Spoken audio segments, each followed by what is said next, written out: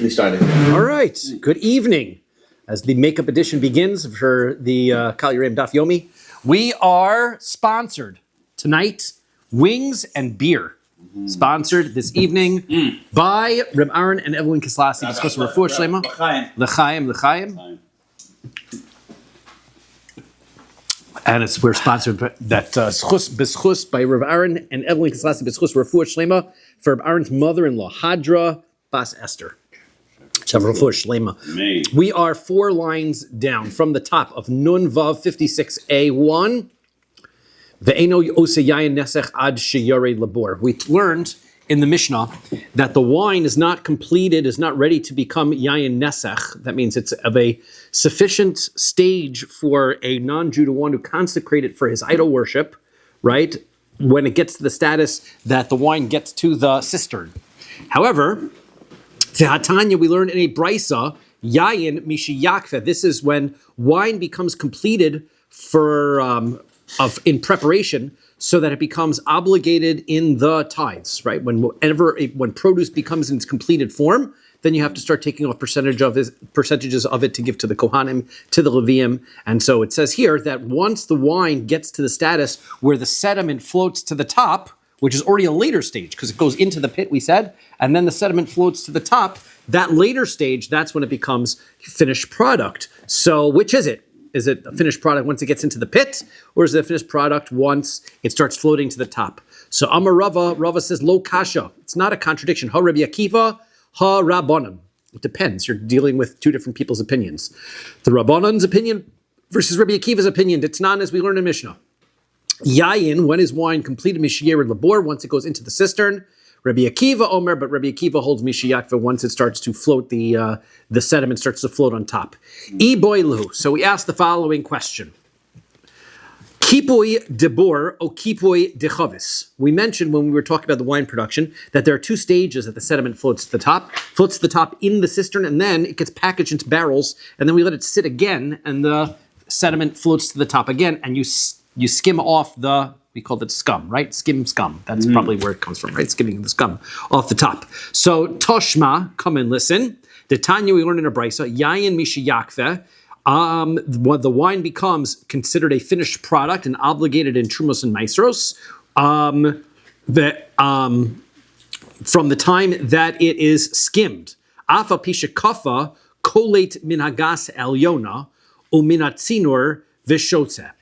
So, and then he says that even though you're allowed to take wine, even though it's already skimmed, you're allowed to take wine from the upper section, which is where the wine was being squished in the initial vat, right? And from the what do you call it? And from the tube, I guess this drainage. There, you're allowed to take from there and drink from there, despite the fact that you have not taken off any of the tithes from them yet. So, therefore, Shma Mina, if you're dealing with, if it says that once it's skimmed off of the wine, and then you're talking about earlier stages of production, and the earlier stages of production are in the upper vat or in that drainage area, it seems like you're still dealing with skimming off of the cistern, not skimming off the barrels. Because if you were skimming off the barrels, the previous step would be when it's still in the pit. And then you may as well say once it's still in the pit, then it's not completed. So Shmamina Kipui Debor, Kamrina, we must be talking about skimming off of the scum off the top of the wine while it's still in the cistern. So Shmamina. Okay, so that's what we'll conclude there.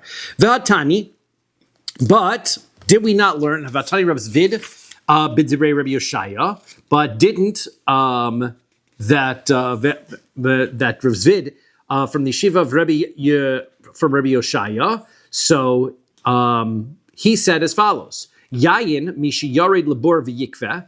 That when the wine falls into the cistern and you skim it off, then it becomes obligated. And Rabbi Akiva Omer mishiyishal lebechavios. That once it's now poured out and placed into the barrels, that's when it's considered completed. So you see, Rabbi Akiva's opinion is not skimming off of the cistern; it's skimming off in the barrels. So tirza lahach nami lahach kamaisa. So okay, so you're right. So what we've got to do is we have to adjust the brisa also in this argument between Rabbi Akiva and the Rabbanan and make it the same way. That Yayin Misha Yered Labor, V'yikva, that the Rabbanan hold that the wine is considered complete once it's skimmed off in the cistern, and Rabbi Akiva says Misha Yeshla Bechavios, once it's skimmed off in the barrels. So that's the completed stage. The El Masnisin, so then what's our Mishnah? Because our Mishnah talks about completing the process while it is in the while it's who's the Mishnah like? So Diktani is the Mishnah says Eino Oseyayin Nesech Ad Sheyered Labor, that the wine is considered complete once it goes into the pit. Right? Could you pass me a tissue or a napkin? Would be great. Yep. So once it goes into the pit, even before it's skimmed. So therefore, it seems that there's a third opinion here. So lema tlosa tanaihi. Are we going to conclude that there are three different opinions of Tanaim? So, since Jeremy, you're joining us, Tanaim were the rabbis who lived during the end of the Second Temple era into a couple of years, 100 years after the Second Temple era. Those were the earlier sages. Their word is non-disputable by later sages. The sages who come later, the Amoraim, during the times of the Gemara, live about 300 years to about 700 years after the destruction of the temple era, and those are the ones that are mostly Second Temple. Thank you, Second Temple. So therefore, when we are reading a Mishnah or a Brisa, we call Mishnah the texts that we have here that Rabbi Yehuda and Nasi put together. Those are the Mishnah written by the Tanaim. They're authoritative, and the Brisos are also considered authoritative on a higher level than just the other statements that the other rabbis would make. So it seems that we have three different Tanaitic opinions here. We've got Rabbi Akiva, who says when it's in the barrels. We have the Rabbanan, who say once it's being skimmed off in the cisterns. And then we have another opinion of the Mishnah, once it enters the cistern in the first place. That's when it's considered to be completed. So let's say it's three different opinions. No, Shani Yayin Nesech. The answer is no. The Mishnah is talking about all these other brisos that have been talking about when the wine is considered completed as far as tithing is concerned. Tithing needs that the produce is complete. Yayin Nesach, we're going to say that we're going to be stricter with it because it has to do with idolatry. So we're worried about non-Jews making it and consecrating it for idolatry. That we have to be a little bit more worried about. So therefore, Dachmiru Be'Rabbanan, the rabbis were more stringent. So despite the fact that really the wine is considered complete once you skim it off, they still already said we have to be concerned that the wine could be consecrated for idolatry even earlier on in the process, despite the fact that it is not completed yet. Non Vav on the base, 56b. Ula Rava, de lo shani lei. What about Rava? He doesn't make any difference. He has an opinion that says that there's no difference. He's not going to make any stringencies when it comes to Avodah Zara different than Trumos and Maasros.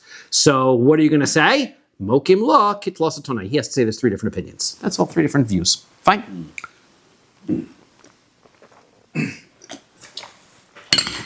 Next, Masha Babor. One beer, one coffee. That's, I'm going to go back and forth. Mashe babor, eino aser, v'ashar mutter. That which is in the pit is prohibited, but everything else is permissible, right? If it winds up being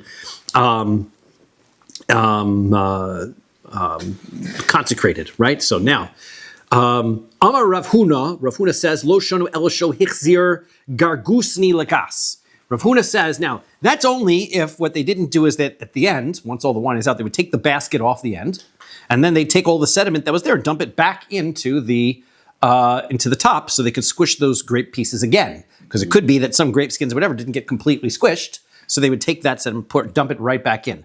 Now, if they took from this and they dumped it back into the beginning of a hichsir gargusni lagas, osir, so that means that then if they took this and they dumped it back into the initial container, so then this is going to be able to become prohibited. Now, what does that mean? Gusni gufa b'mai kamitzera. That means that what's happening here is the liquid that's in this basket, the sediment that's in this basket mixed with liquid, getting dumped back in here. This must be prohibited. So the question is going to be, how did this liquid get prohibited? After all, it doesn't become enabled for Yayin Nesach until it gets into the vat. How does the basket get to be prohibited? So the answer is ben nitzuk.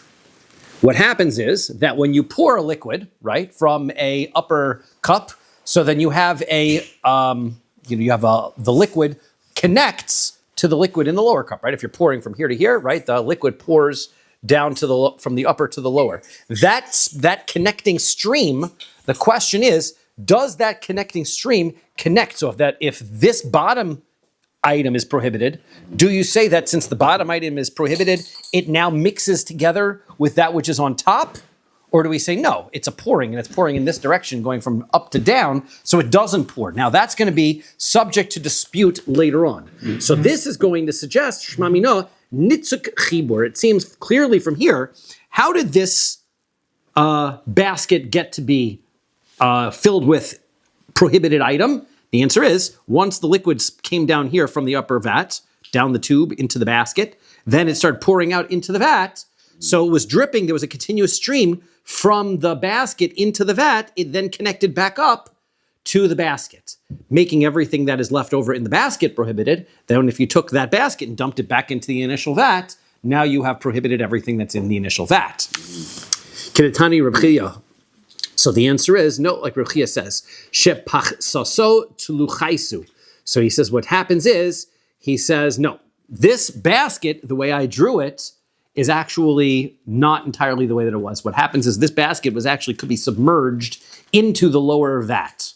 So it could be that this prohibited, as this fills up, touches the sediment and the liquid that's inside the basket. That's how that becomes prohibited. It's not actually because of the pouring, so it doesn't resolve that issue. This then becomes prohibited. So chinami shepach so boro. That's what's going on is here, that the vat fills up, it touches the sediment that's in the basket, and therefore everything that's in the basket can become prohibited as yayin nesech, and therefore if you dump it back into the upper vat, then the upper vat can make everything there could be prohibited.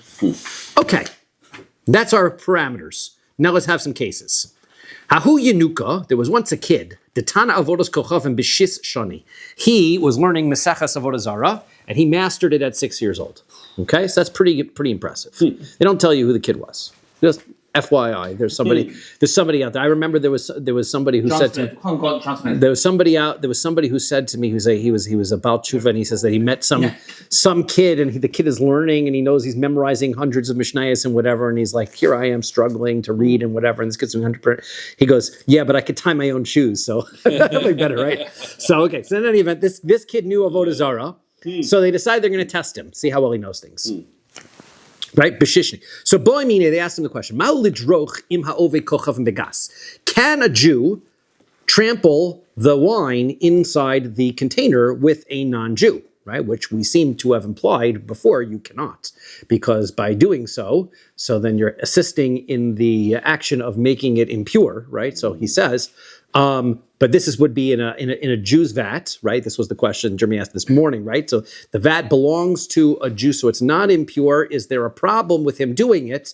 Amar Lahu, and he said back to them, Dorchin im ha'ovek kochav begas. You can have an idol worship working for you and trampling the grapes, no problem. So the problem that they ask is v'hakmin nasech biyadei. So he says, yeah, but if he reaches into the wine that he's trampling on, so he'll touch the wine, and then that is going to make it yayin nesach. Well, you should use gloves then. So he answers similarly that tzayra no liyadei. You have to tie his hands, right? So he can't reach into it. Gloves probably would be okay, also, right? But so that was the solution.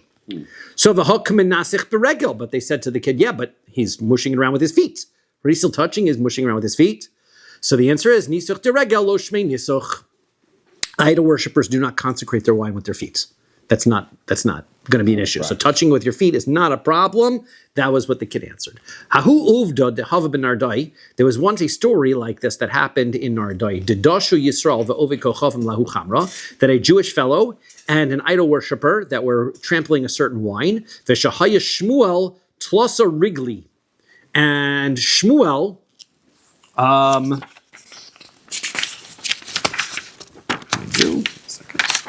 Page.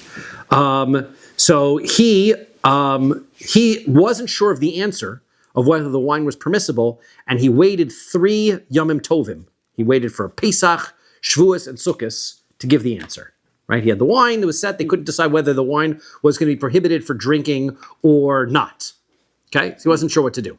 So my timer, why did he wait? Right? He didn't know what the halacha is. So ilema mishum de kasavar. Is it because he was holding Nun Zayin Amid Aleph? Di mishkach notana de aser Rabbi Nosson. He says that if I'm going to find somebody who's going to prohibit this wine, like Rabbi Nosson, who says, right, that he says anytime a non-Jew comes in contact with wine, according to Rabbi Nosson, it would seem to imply also his feet, he's going to prohibit the wine as yayin nesach, which means that the wine is going to be prohibited both to drink and from getting any benefit from it. So usrine afilu behana. So then, if that was he was going to wait, then he was going to say, if I'm waiting to see if anybody holds like Rabbi Nosson, then it's going to be prohibited to even get benefit. D'Tanya, we learn in a brisa. Madadu bein biyad bein beregel yimacher. Right? If a non-Jew moves around the liquid with his hands or with his feet, so then what he has to do is you have to sell the wine to non-Jews. You're not supposed to drink it because we're trying to be able to stay away from drinking in that circumstance, but the wine was not made into yayin nesach. Well, I guess we'll call it stam yenum, right? We know it's not really yayin nesach because it wasn't consecrated as wine for a non-Jew. And this is going to be a circumstance where the non-Jew touches it without the intention or with some legitimate other intention other than idolatry. We're going to see that there are going to be circumstances where non-Jew can touch it with non-Jew. The idol worshiper can touch it with his hands and it still won't be considered yayin nesach if he has reason to touch it for a reason other than to consecrate it. And we'll see some examples of that. So in that circumstance, still we don't drink it. Whether he's touch it not consecrated or not, but still, if it's not mavushal, it's still make it not kosher because even though he's not touching it to consecrate it, but still. Correct. It's going to be not drinkable. But the difference is going to be whether you're prohibited from getting any benefit. Because now you can sell it, right? So you sell it to a non-Jew, and he can enjoy the wine, right? That's no problem. Rabbi Nosson disagrees. He says, Omer biyad aser beregel mutter. He says, with his hand, it's going to be prohibited. With his foot, it's going to be permissible. Now, Amar Damar Rabbi Nosson, what is Rabbi Nosson holding? What is Rabbi Nosson saying? Rabbi Nosson is biyad beregel mi amar. So he says, even Rabbi Nosson, though, Rabbi Nosson is going to tell you that even with your feet, it's going to be permissible. So then why were they having a problem with this wine that was being squished by the idol worshiper? Why were they having a problem with it? Because even if you held like Rabbi Nosson, it would still be permissible to sell, right? Ella, the answer is, what was he waiting for? De'i mishkach notana deshari. He might find other people who hold like the opinion that says this wine is 100% permissible. Like the kid said, right? That the wine that you trample it with your feet is completely permissible. Rabbi Shimon, like Rabbi Shimon holds, I shirei afilu b'shtia, then I can permit it even to be drank. So he waited around to see how widespread this opinion that said it was permissible was before he then said it's permissible, hoping to allow people to drink the wine. Okay, next. Hahu uvda dahava bebiram. There was a certain case that happened in a place called Biram. Dahu ovi kochavim. There was a idol worshiper, dahava kasalik bedikla, va'isi lulave behad. So what happened was there was an idol worshiper, and he was climbing a palm tree, and he grabbed the lulav from the top of the palm tree. Right, he has the closed palm branches. Va'isi lulave behadi, and he was carrying this lulav down. And as he's bringing it down, bahadi de kanachis, while he's climbing down the tree, naga birosha de luliva bechamra, the tip of the lulav happened to touch an open barrel of wine. So now, shalo bekavan, it was accidental. Right now, when we say a non-Jew can't touch it with his hand, the idol worshiper can't touch it with his hand. It's not just his hand; it's his hand plus any instrument that goes in his hand. So even if, let's say, a non-Jew takes a spoon and he stirs it, that's going to be equally problematic. However, in this circumstance, it was clear that he was trying to climb down the tree, and he accidentally dipped the lulav that was in his hand into the wine. So what happens there? So Sharye Rav lizvunei ovde kochavim. So Rav said it's permissible, don't drink that wine still, because it still got touched by his hand. So we're going to be strict with that, but it's not prohibited to get any benefit from, because clearly the non-Jew wouldn't have intended, that wasn't an intentional action. So therefore you can go ahead and sell that to other non-Jews. Amrule Rav Kahana v'Ravasi the Rav. So Rav Kahana and Ravasi said to Rav, V'hamarhu de'amar tinok ben yomahu osa yayin nesach. Wait a second, we don't understand. You're the one who said that an idol worshiper, even if he's 1 day old, who touches wine, the wine becomes yayin nesach and becomes prohibited from getting any benefit from it. Now, a 1 day old child has no intention. Nevertheless, you're suggesting... 1-year-old doesn't know anything. Correct. So therefore, you're suggesting that despite the fact that there's no intention, it's going to be prohibited.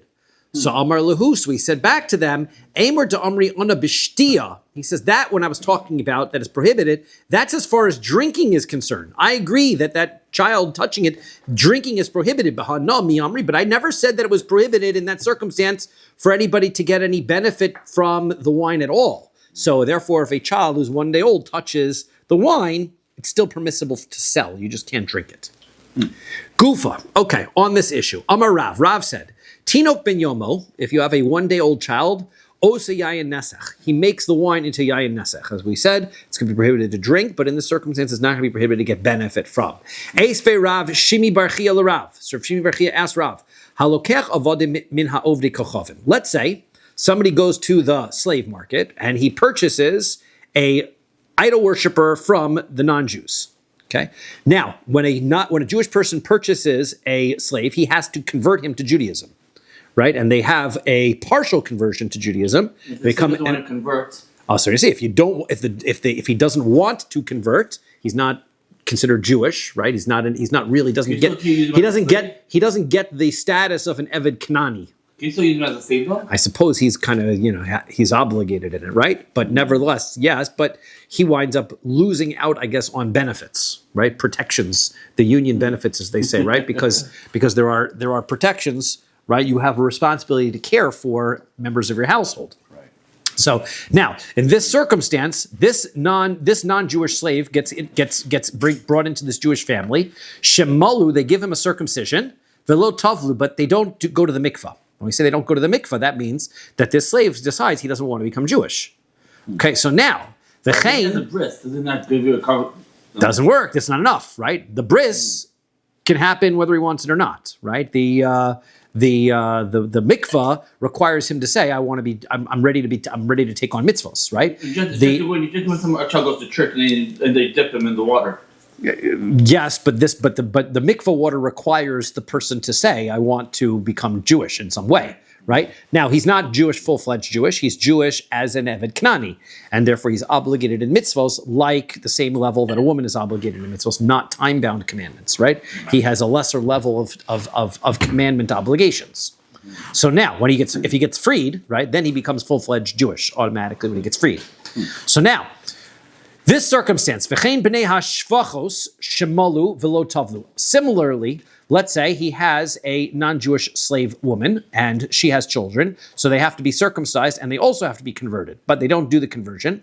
So then what is their status? Are they Jewish? They non-Jewish? So rokan umidrason b'shuk tameh, they have the same halacha as a non-Jewish person in that the rabbis said that we're going to consider any of their spit or any place that they've leaned on a impure status. As we said, the rabbis were cautious. They didn't want Jews and non-Jews intermarrying and getting together. So therefore, they made it so that non-Jews had a impure status, despite the fact from the Torah, there's absolutely no such thing as impurity when it comes to non-Jews. But they said, we're going to consider everything that they lean on or come in contact with is going to become impure. That way the Jews will keep their things away from the non-Jews. This slave who does not convert, who refuses to do the conversion, has the halachic status of a non-Jew. The Amri law, some say, tahor. Nope, not true. He is completely tahor. Once he's already gone through the bris milah process, he started this process, so the rabbinic enactment doesn't count. Why doesn't the rabbinic enactment count? Because we have a principle that the rabbis didn't make an enactment on unusual circumstances. This situation where a slave gets purchased and refuses to convert and become part of the family and join the family that he's brought into is unusual. Therefore, there was no rabbinic enactment to it. So therefore, since there's no rabbinic enactment, he is considered pure. So as a non-Jew, he would be impure. But now that he comes into this family, now he's pure. So yenon, their wine that they touch. So gedolim osin yayin nesach. If they're adults, right? They're refusing to go to the mikvah. Why? Because they're refusing to accept Jewish law. Why is that? Because they're still idolaters. They're still holding on to their previous religion. So if that's the case, they can still make yayin nesach because they will consecrate the wine for their idolatry. Ktanim, but if they are minors, if they're children, Einosim Yayin Nesech, they don't make the wine into Yayin Nesech because they don't know about idolatry. They're not all that committed to their idolatry. So therefore the children are not. Ve'eluhein Gedolim ve'eluhein Ktanim. What is the difference between adults and minors? Gedolim Yod in Betiv Avodos Kochavim. It's all a matter of knowledge, not an age necessarily question, but the older adults, they are the ones who know about idolatry and what the practices are, u'mishamshah, and how it was done. Ktanim, the children, einam yodim betiv avodas kochavim, they're not really familiar with the idolatry. Umishmei and u'mishamsheh, and also its practices. Ktani mihos. Now, what's the point? Why do we bring this in here? Gedolim in ktanim lo. Who is it that can make yayin nesech? Adults, not children. So, how does Rav understand that even a child of 1 day old can make yayin nesech? This clearly seems to imply that that is not the case. So Tirgama, so he explained it. Abnei shvachos. This is talking about the children of the maidservants, right? So he says they're only the children of the maidservants, meaning the children of the maidservants, if they were the children of the maidservants brought into this house as adults, then they still have idolatry. But if they were brought in to the household as minors, they were raised in a Jewish household, they don't have idolatry. However, the slaves themselves would have the same law as other non-Jews, and they can even consecrate for Avodah Zara, for idolatry, even if they are minors. So he says it's different when they're raised in a Jewish household. Then they're not raised with idolatry. So ha v'chein kamar, but that's not what the Brisa says. The Brisa says, and similarly, meaning these halachos, the law of the non-Jew who's purchased, and the law of the child who's born into the non-Jewish house, into the Jewish person's house. So we said the law is the same. So the answer is, yeah, the law is the same as part of this. Arokon umidrason. That's talking about the part deciding whether they are tameh or not. It's the same, right? If they are purchased as slaves or whether they are minors that's the same, right? But as far as whether they practice idolatry or not, that's not the same. So hanichelaman damar tameh. So that's fine, according to the opinion that says that actually the Brisa suggests. Remember, we had an argument that said that they were in fact tameh. El laman damar tahor. But according to the opinion, it says that this isn't really much to mention here because in the end of the day, they are pure. There's no issue. So ma'ika lamemar. So what's the point then of mentioning that both of them are tahor? Ha kamash malan avodim dumya dibnei shvachos. What it's coming to tell us is that the slaves who are purchased have the same rule as the children of the shvachos. Ma bnei shvachos malu v'lo tavlu hu de'osin yayin nesech. To tell me it's the same law. Just like the children of the maidservants, right, that they are, if they had a bris milah, but they didn't go to the mikvah, those are the ones that can make yayin nesech, malu v'tavlu lo, but if they go to the mikvah and, if they have bris milah and they go to the mikvah, then they do not. Afaf thing with an eved Kanani. So therefore it's the same thing. Af avodim kain, same rule. Lafuki mi de Rav Nachman, and that is to exclude the statement that Rav Nachman Amar Shmuel said. That Rav Nachman said in Shmuel. Damar Rav Nachman Amar Shmuel, because Rav Nachman said in Shmuel, Halokeach avodim min ha'ovdei kochavim, that if you purchase a non-Jewish slave from another non-Jew, a idolatrous slave from Afa pisha malu v'tavlu, even though he comes to your house, he's get circumcised, he goes to the mikvah, he says he's going to participate, he's going to be Jewish, osin yayin nesach, he could still make yayin nesach. Right, so our Mishnah, our Brisa is saying he can't. So just like the children of the Shvachos. At the time, because he came from Jewish to conservative, he came from Jewish to reform. Well, there was no conservative and reform in the times of the Gemara, right? So there was no such thing. But the issue is ad shetishka avodas kochavim mipiem, because why? Because old habits die hard, right? They have to. It takes time for them to get used to the idea that they're not worshiping idols anymore, right? You can't just say, okay, congratulations, you were bought by a Jewish family, you're now part of the Jewish nation, and you're working for the Jews now, so we don't do Avodah Zara. And he goes, okay, great, no problem. I mean, he might say that, but he's just doing that to please his master. And when you go sleep, you might have to go back to where you came from. Kamash Malandalo. So therefore, this Brisa says, no, not so, right? That was Rav Shmuel, Rav Nachman or Shmuel said that is something that you have to worry about. But this Brisa says, no, it's not true. As soon as he says, I convert, you can take him at his word, and that's going to be acceptable. Okay, so let's talk about that statement Rav Nachman says in the name of Shmuel. Gufa.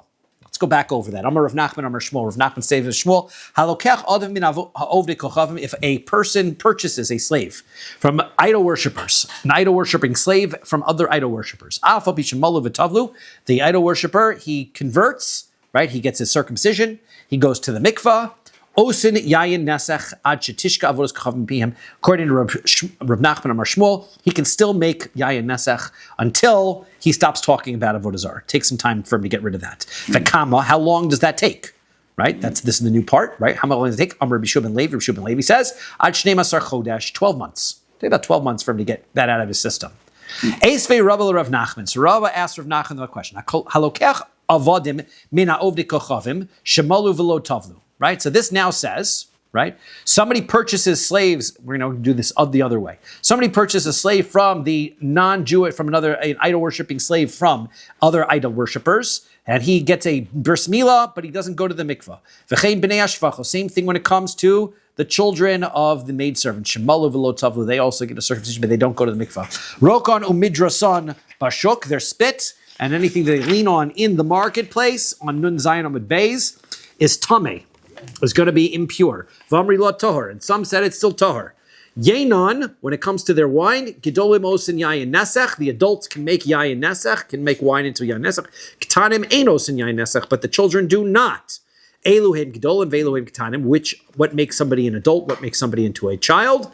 Gedolim shiyodim b'tiv avodas kochavim misham sheha. The adults are the ones who know how idolatry works and what the processes are. Yeah. What about the 6-year-old you mentioned earlier, who was considered a child, even though they were knowledgeable? So he happened to be Jewish, right? But nevertheless, yes. It would sound from here that yes, if he was 6 years old and he knew how idolatry worked, it would seem like, that's exactly where that he would be considered a gadol as far as this halacha is concerned. I would suggest, yes. I would say that, yes.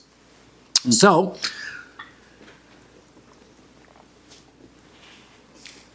Ketanim, what makes the minors? She'ein yodim b'tiv avodas kochav misham shah. They don't know much about avodah zarah. Tani mihas. Nevertheless, what's the main point here? It says malu v'lo tavlu. If they get a bris milah, they don't go to the mikvah. So then they can make yain nesach, malu v'tavlu lo. But if they went to the mikvah and they got a bris milah, then no, they can't. So why are you saying that you still, even though they went to the mikvah, they can still make yain nesach for 12 months? This brisa seems to say clearly, not like you. So Tirgama, so he explained this as follows. Abnei shvachos. He says that part is talking about the children of the maidservants.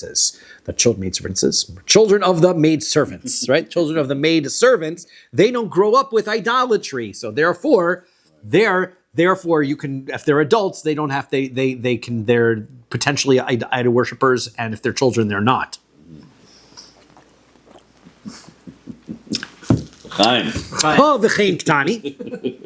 But it says, and similarly, so the answer is Arokan Umidrason. That's talking about the Tuma part. Right? So that's great according to the part that says that they are similarly Tameh.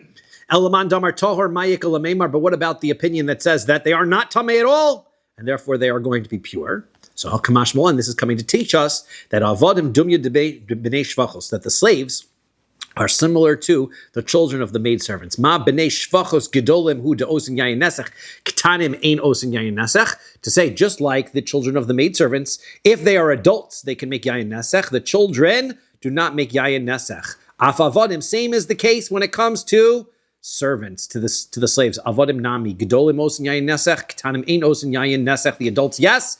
The children, no. Now, this is a significant departure from the way we interpreted it before, because Rav, that was his whole point, that the children, even 1 day old, can make yayin nesach.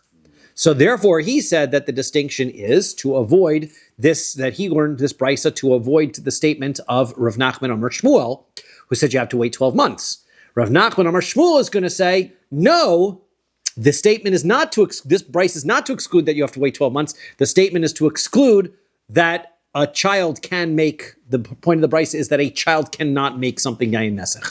So each of them, Rav or Rav Nachman or Shmuel, are going to interpret the brisa differently to push their own perspectives. Lafuke mi de Rav. So this is coming to exclude what Rav says. That Rav says, Tinok ben Yoma osa yayin nesach, a child of a single day old can make yayin nesach, kamash malon de lo. Therefore, the way we're interpreting this brisa now, it is not the case, right? Because we can clearly see there are two distinctions, right? And that's the whole point of this. There's two distinctions between a Eved and a child of a Shifcha. One could be age, and the other could be his previous status of being an idolater before, right? So either one of those two could be the distinguishing characteristic. So Rav will say it's one way, and Rav Nachman and Rav Shmuel will say it's the other. Okay, so now, Hahu Uvda, Dehava b'Mechuza, there was once a story, a case that happened in the city of Mechuza. Also Ove Kochavim, Ayil Lechanusa d'Yisrael, there was a idol worshiper. He went into a Jewish person's store. Amar Lahu Islechu Chamra Lezvuni. He says, do you have any wine for sale? I want to buy some wine. Amruleh, so the storekeeper was not so excited to sell the non-Jewish, this idol worshiper, the wine. So he said to him, Lo. So he says, nope, I have no wine for you. So Hava Yosef Chamra Bidavla. So there was wine sitting there in a pail, right there in the store. So he saw Shadi Beyadeh. So the non-Jew stuck his hand in it, and he moved it, switched it around. Shich Bey. And he says, Amar Lahu, Hailav Chamru, isn't this wine? Look, I'm looking right at it. It's right here. This is wine. So then before he could answer, right, Shakle Hech Birische, Shadle Ledana, then he took the bucket of wine and he poured it back into the big barrel that he had in the store. So now you're in trouble because the wine clearly is Yayin Nesach and prohibited from getting Hana, and he dumped it back into the big barrel, prohibiting everything. Why would you do that? Because he was insulted. We don't serve you here, and that was not, he's insulted and unhappy. That was a mechutzah move. So that's what he did, right? But it's funny because the art scroll suggests that Ladana, the other, is a storekeeper. And he did it to his own inventory. Oh, do you think so? That's what they're suggesting here. I don't know if... The Chavis... Shakle b'rischei, not to, yeah, you're right. No, that's what he says here. I did not know this. Shakle heich b'rischei. The Jewish person took that wine in his anger. Yeah. Right? He got angry at the non-Jew and he threw it back into his own container. Yeah, that doesn't make sense. Why would you do that? I know. He was not thinking. I hope not. He was not. That's why I didn't believe that was the case, right? I thought the non-Jew did it, just took it and threw it in, but I guess he's like, give me that. That's not for you. So Sharye Rava Lizvuni Lov de Kochavim. Rava said, the wine can't drink it because it was touched by a non-Jew, but it's not prohibited from getting benefits. Right? Not intentional, right? Clearly you can see that exactly. He was touching it he had alternate purpose. And as we said, if he touches it accidentally or with an alternate purpose, the non-Jew is not intending to consecrate it, right? That was not the point. The non-Jew was just angry and was showing you, look, here's the wine. What are you telling me? There's no wine. There is right here. Right. That was why, and that's a dissimilar circumstance. So, Iflig Ale Rav Huna Bar Chinina v'Rav Huna Breder Rav Nachman. So Rav Huna, the son of Chinina, and Rav Huna, the son of Rav Nachman, both argued with him. And they disagreed, right? Because it seems like, how do you know he wasn't consecrating it? He was so angry, maybe he did consecrate it. So Nafki Shipuri de Rava Visharu. So the messengers of Rava, because that was his city, Mechuza was his city. So his messengers went out and they announced, and they said it was permissible. V'nafki Shipuri de Rav Huna Bar Chinina v'Rav Huna Bar Rav Nachman v'Asri. But the two Rav Hunas sent their messengers out, and they said it was prohibited. So now you've got a big argument. So Nun Chasam at Aleph. Ikla Rav Huna Breder Rav Nachman le Mechuza. So Rav Huna, the son of Rav Nachman, once went to Mechuza now. That's where Rava lives. And he goes to Mechuza. Now they got this argument about whether this wine should be prohibited or permitted. They said prohibited. He said, right, 58A1, right? He says permitted. So Amar le Rava le Rav Eliakim Sham'eh. So Rava says to Rav Eliakim, his servant, I don't really feel like meeting with Rav Huna for him to tell me off. So Trok Gully de lo nitu inchi de nitrid. He says, lock the door. I'm very busy. Right? Don't let anybody in. I'm very busy. Don't have time. Put a do not disturb sign on it. Correct. Put a do not disturb sign on my door. I have no appointments today. Okay. So Al Legabe. So Rav Huna shows up. Amarle ki haigav namai. He said, well, what's the halach here? And he let him right in. Why? Because the servant didn't think that you should stop Rav Huna at the door, right? He thought maybe you're telling him, okay, but Rav Huna is important. So it didn't help. Rav Huna walks right in. Samarle Aser. Now Rava says the wine is prohibited. Wait a second. Rava, you said before it's permitted. Now Rav Huna shows up. Nope, prohibited. So Afila Bahana, even to get benefit out of it, it was prohibited. V'hamarhu da'amar shich in ose enos yayin nasech. But he said, aren't you the one who said that if the non-Jew messes his hand around it, and it's not for the sake of a nisach hayayin, so it doesn't become a yayin nasech? So he says, Emer de Amri Ana, lebar mi demei, dahu chamri. He says, well, what I meant to say is that the barrel is permitted to sell without the value of that bucket of wine. Remember, we had that circumstance, that answer before, where if we had the barrel of wine was worth, let's say, $100, and then this bucket is worth another $5, you could sell the entire barrel of the wine plus the bucket for $100, not getting the $5 that you would have gotten from you're not getting any benefit from that barrel, from that bucket. So that's what I meant to say. The barrel, he could sell to non-Jews, but that bucket itself, yes, I agree, it's totally prohibited. Right? Now, that is not what Rava said, but Rava is backtracking. Rava is backtracking and changing his mind. The order, this is how Rashi orders this Gemara. The order, Tosfos does not like that, but Tosfos learns this Gemara a different way, but you have to change the girsa a little bit, the text a little bit in order to be able to follow over Tosfos, so we'll go with Rashi. So Tosfos is saying that Rava backtracked, he changed his answer. We're going to see why he changed his answer in a moment. So the Gemara goes out of order, tells us that when Rav Huna showed up, he backtracked and said, no, it's prohibited. Right? He said, Lebar mi demei dahu chamra. Demei dahu chamra mi amri. I said, I never said that the value of that bucket that the non-Jew put his hand in, that was permitted. So Amar Rava, so this is Rava said, Ki asai lepumpadisa, when I came to Pumpadisa, this is how he changed his answer. Once he came to Pumpadisa, Akban nachmeni shmasasa. So umasnisa de asar. So he says what happened was Nachmeni is Abaye. Abaye's name, his real name, right, was Nachmeni, and he got that was what happened was he was adopted by Rabbi Bar Nachmeni, right? So Rabbi Bar Nachmeni raised him, and he had the same name as Rabbi Bar Nachmeni's father. So Rabbi didn't want to call Abaye Nachmeni, because that would be his father's name. So he didn't want to use his father's name out of respect. So he called him Abaye, as in my father, right? So because that was the name that he would use. So there's also that it was a pasuk that has the abbreviation Aleph Beis Yud Yud. I cannot remember the pasuk at the moment, but I'm sure it's in the art scroll note. I think if you take a look, that is the pasuk. Abaye. Yeah, that tells you what Abaye stands for. Abaye for the okay. Right, so others suggest that Rabbi chose the name Abaye for the young orphan because Abaye is the acronym for the verse. There you are. Asher Bach Yerachim Yasim. Yes, that Hashem is going to protect the orphan. So therefore, that was why he called him Abaye. But in any event, his real name, right? Rava grew up and knew Abaye well, and he called him his name. He went to Nachmeni. So he came to Pumpadisa. And Abaye jumped on him and he says, Shmatisa umasnisa, right, from different words of Amoraim, da'aser. He said, I'll prove to you that the wine is prohibited. Because dahu uvda dahava bernardai, there was once there was this case that happened in Nardai, v'aser Shmuel, and Shmuel said it was prohibited. Same sort of circumstance where the non-Jew, the idolater touched it, and we didn't know exactly what his intentions were. And he said it was prohibited. But Tiveria, there's another story that happened like this. For us, Rabbi Yochanan said the wine is prohibited in getting hana. So you clearly see that was what everybody was holding. Shmuel, Rabbi Yochanan, the Amri lay. So I answered him, Lefi she'enan b'nei Torah.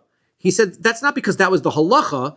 It's just that Shmuel and Rabbi Yochanan, they were the heads of two cities where the people didn't really learn Torah. And the reason why they were being strict is that if you started to explain to people the details, this circumstance where an idol worshiper puts his hand in, it's permitted. This circumstance where he puts his hand in is prohibited. They're going to make a mistake. So they just said, just say it's prohibited, just to keep everybody safe. And that was it. Just keep it simple. So that's what they did. So, okay. So he says, V'amar li. So he said back to me, Tiveria v'Nardai ina b'nei Torah. You're telling me that the people who lived in Tiveria and the people who lived in Nardai, they're not good Torah scholars. de Mechoza b'nei Torah, but your city in Mechoza they are. He said they're not better in Mechoza than they are in those cities. So that's why he said, okay, fine, you're right. Maybe I might hold that there could be a difference in halacha, but I see the point, right? Make it prohibited because they're going to make misunderstandings. Okay, so Masnisa, right? So this is he starts to ask him the question. He continues on that Abaye is asking against him, right? Rav is explaining more of the questions that Abaye is bringing to him. He says, "De'ar gadamim," right? So this is the people. There was a story of the kings. They had people who were officers in charge of measurements, right? They had inspectors, right? People would come around to the stores and they would inspect to make sure that the storekeepers are keeping good measurements, right? Because otherwise, it was easy to cheat people. You ask for a liter of goods, and their measurements are not the right size. Like ask for 16.12 piece of wood, and they measure it, and So they have to be able to make sure that the measurements are accurate. It's messed up. So they had these guys. So and also to make sure the products were up to standard. So this guy, who was a idol worshiper, right? Dargadamim ove kochavim, happened to be the guy who was in charge of this was an idolater. Shekadach b'minkas v'hela. So what he was kadach b'meinekes, right? What he did is he had a straw, right? And he would dip his straw into the barrel wine and take a sip out of the wine that way to be able to tell, yes, that's wine. He's not selling inferior product and be able to tell that is the wine. But now, by doing so, he's messing around in the barrel, right? Vehela, and he brought the wine up. He sucked it up to his mouth. Oh, shatam min hakos, or he would drink from the cup, right? Take a little bit. Vechziru lechavis, and then he would only need a little bit, so he'd take the rest of the cup and dump it back into the barrel. They weren't very big on germs. Right? They didn't know about germs in those days. I don't care about germs.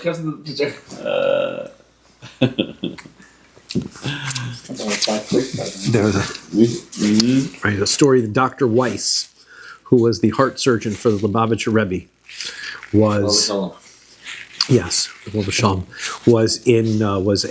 a member of congregation or Torah in Skokie, where I was an assistant rabbi.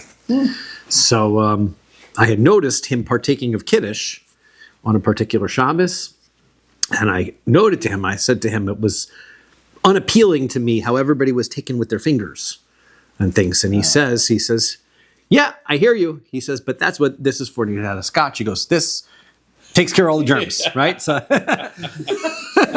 so he says these, right? So that's... And he's a doctor, so and a good one. So in any event, so that's why they serve scotch at Kiddush, and this is wine. So therefore, this is there's no such thing as germs in wine, right? Right. Can't be. It's alcohol. It's all clean. All clean. You have something germ in your mouth. Drink it. Germ gone. That's correct. So okay. V'zeh ha'maisa. This is what happened. Vasru, and they said the wine is now prohibited. Right? He took a drink out of it. Okay. Clearly not for the intention of Yayin Nesach, right? And nevertheless, they said prohibited. Now, my lav b'hana'ah, weren't they saying that it was prohibited to get any benefit out of even? Lo, b'shtia. No, all they meant was that you can't drink it. You can still sell it to idolaters, right? So Yihachi, if that was what he meant, lesne yimacher. Why wouldn't they have said that the halacha is they should sell it, not that it is prohibited? They said it's prohibited. Prohibited means you can't get any benefit. Sell it, you should sell it, means that you should sell it. Kekatani seifa. Likewise, that's what it says at the end of this same brisa. That is prohibited. It says that you can sell it, which is cherem oved kochavim shehoshit yado lechavis. He says, let's say you have a crazy person, right? That he does all the kinds of things out of the ordinary, right? Who's a non-Jew. Shahoshit yodu lechavas. He sticks his hand into a barrel container. The kasavar shel shemen. He thought that he was sticking his hand into some oil. Well, if he thought he was sticking his hand into some oil, he couldn't possibly have intended to consecrate it. The nimtze shel yain, turns out it's wine. Zehayamaisa. This story happened. Amru yimacher, and they said that you should sell. Okay, why? Because he touched it, so they said prohibited to drink. but it's still okay to get benefit out of because it was clear that the guy was crazy and he wasn't trying to, do anything to make it into idolatry. So therefore, in the beginning, where it doesn't say he should sell it, it says prohibited. That means prohibited to get benefit from even. So tiyuvta de Rava tiyuvta. So that refuted Rava, and that's why when Rav Huna showed up, Rava backtracked. He said, "I changed my mind, changed my opinion on it." That's how Rashi would have said. Rabbi Yochanan ben Arza, Rabbi Yossi ben Nehoroi. There was a story of Rabbi Yochanan ben Arza and Rabbi Yossi ben Nehoroi. Havayasu v'kashasu chamra. They were sitting around, they were drinking some wine. Asahu gavra, a certain guy came over, Amrulei. They said to him, Ta'ashkinon. So come, have a drink with us. Lebasar de Rama lekasa. After he poured the wine, so he glay milsadove kochavim. It turns out the guy wasn't Jewish. Right, so now we're in trouble. So Chad Asar Afilu Bahano. One said, now we can't get any benefit from this wine at all because he poured out of the container, right? The Chad Shari, and the other said Afilu B'Shia. The other one said, no, we can even drink it. It's not a problem. Amar Rabbi Shua ben Levi. Rabbi Shua ben Levi explains, Man de Asar Shapir Asar. The one who said it's prohibited. There's good reason why he said it was prohibited. Or Man de Shari Shapir Shari. The one who says it's permitted. There's actually a good logical reason why it would be permitted. Here's how it goes. Manda Asr, the one who says it's prohibited, non chasam abeis, Meimar Amar, Salka Daitoi, Dirabonon, Kihani Shichra, Kashasu. The guy must have thought that everybody's drinking a beer.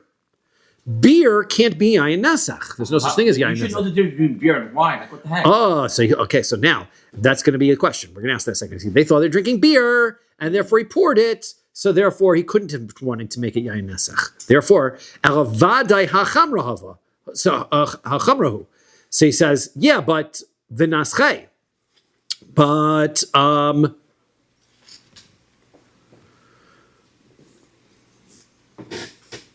think this is George's question. So no, kihani shechra kashasu. So I think it's a question. Or no, that's what he's saying. Could he possibly have thought that these important rabbis would be drinking a beer? For sure not. They must be drinking wine. So therefore, this person should have figured this fellow is non-Jew, would have known what he was pouring was wine. Therefore, you have to presume that it was done with intent. He knew what he was pouring. Therefore, it's prohibited. That's what it's saying. Okay, so that's why it's been. So now, Mandashari, the one who says permitted, Shapir Shari, that he's for sure it makes sense why he's saying it's permitted because Meimar he says Sakudaitek Rabbanan Kihani Chamra Kashasu. He says that these rabbis are drinking a beer, right? Not so outrageous, right? The Amarle Ledidi Ta'ashkinon, right? So he says, why would they be drinking a wine and then invite me, a non-Jew, over to pour it? Would make no sense. Therefore, Vade Shichrohud Kashas. It must be they're drinking a beer. That's why they're inviting me over. Right? The lo naschei, and therefore he didn't make it yayin nesach. Even though they themselves they made a mistake? Because he doesn't know they're making a mistake. All he knows is he got invited over. So it must be, why would they invite me over if they were drinking wine? They wouldn't have invited me over. It must be they're drinking beer. You should or better, you asked it, why didn't they notice, right? Why doesn't he take a look? Wine has a unique taste. Right? Beer is... They didn't drink it yet, right? But at least they can look at it, know whether it's beer or whether it's wine. Right. Why didn't they take a look at it? So the answer is Bilelia. It was nighttime, right? So they couldn't see what he was pouring. But he could have smelled it. Beer smells different than wine. It was new wine, so therefore it didn't have a smell yet, right? So you couldn't tell the difference. He says, well, he touched it, right? So once he touched it, I guess you could sort of tell the difference. Right? Than the other. And more carbonation. Yeah. I guess that sounds like when it's in the ladle. This is what it is, where he pours it and picks it up in the ladle. Once he scooped it up in the ladle, even if it's nighttime outside, he could sort of see what it was that he was serving. If he poured looking for the ladle into the cup quickly, the cup will overflow with fizz. So the answer is V'hakanaga be bin natla. So he says, but he could once he takes the wine out of the barrel and he puts it into the ladle to do the pouring, to do the serving, he's going to know whether it's wine or it's not. Now, even that way, right? Even if it's not intentional, at that point, he takes the ladle and let's say he thinks it's beer. It's wine, and therefore he's unintentionally touching it. Therefore, it should be prohibited to drink, even if it's not prohibited to get benefit from, right? That's what we said. Unintentional, then it should be prohibited to drink. So lo tzricha de kamorik oruki. He says no, because the circumstance is he didn't use a ladle. He poured it directly out of the container, and by drinking it, pouring it directly out of the container, v'havale kocho shelo bekavana, which means that it was a pouring without intention. Now we know that if the non-Jew pours the wine, so that can make it yayin nesek, but that's only because he knows it's wine and therefore he has intention. That's where it's a problem. These two things combine together. If he's pouring it and he has no intention, if it's just causing the wine to move and it isn't intentional because he doesn't even know it's wine, lo gozer be'rabbanan, the rabbis did not make a ruling on that and say that it is prohibited to get any benefit out of. So this is, yes. Couldn't all this just be avoided by having the winemakers avoid interacting with idolaters entirely? Because a lot of the confusion on what to do in this situation, that situation, or even the idea that that you can't use it for a blessing, but you can sell it. Well, by selling it to an idol worshiper, you're contributing to their idol worship practices. Mm-hmm. So shouldn't a winemaker have a responsibility just never to sell? That was what they were hoping. That's essentially what they were hoping to accomplish, right? That's the essential effect of the rules. Right? They wanted to avoid it. And you see even that in practice, right? The non-Jewish guy walked into the store to buy wine, and the storekeeper didn't want anything to do with him. Mm-hmm. Right? So that is the impact of it. But